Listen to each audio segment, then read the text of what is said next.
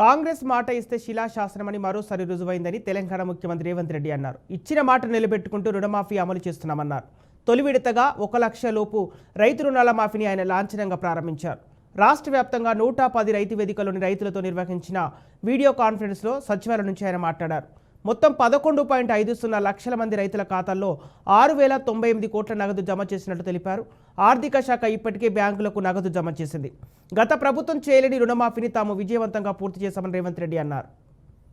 రాహుల్ గాంధీ గారిని ఒక గొప్ప బహిరంగ సభ, అభినందన సభ, కృతజ్ఞత సభ వరంగల్లో ఏర్పాటు చేసుకుందాం. మీరందరూ లక్షలాదిగా తరలి వస్తామని చెప్పి మీరందరూ మాట ఇవ్వండి. మీ తరఫున 2-3 రోజుల్లోనే నేను, ఉప ముఖ్యమంత్రి గారు, ఇతర మంత్రివర్గ సహచరులు అందరం వెళ్ళి రాహుల్ గాంధీ గారిని ప్రత్యేకంగా ఆహ్వానిస్తాం. ఏ వరంగల్ మైదానంలో, ఏ వరంగల్ గడ్డ మీద తెలంగాణ రైతాంగానికి మాట ఇచ్చినమో మాట నిలబెట్టుకున్న సందర్భంగా రాహుల్ గాంధీ గారిని ఆహ్వానించి మనం సంబరాలు చేసుకుందామని చెప్పి ఈ వేదిక ద్వారా రాష్ట్రంలో ఉన్న లక్షలాది మంది రైతులకు విజ్ఞప్తి చేస్తున్నా.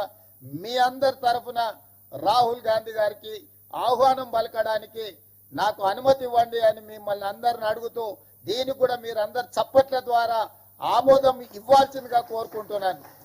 ఆనాటి టిఆర్ఎస్ ప్రభుత్వం వారి చేతుల్లో రాష్ట్రాన్ని పెడితే ప్రజలు మొదటి 5 సంవత్సరాలు కేవలం 1 లక్ష రూపాయల రుణమాఫీని కూడా వాయిదాల రూపేణ 4 దఫాలుగా 5 సంవత్సరాలు చేశారు. రెండోసారి వచ్చిన తర్వాత 1 లక్ష రూపాయల రుణమాఫీ అని చెప్పి అధికారంలోకి వచ్చి 5 సంవత్సరాలు కూడా కనీసం 1 లక్ష రూపాయల రుణమాఫీ కూడా చేయలేకపోయారు.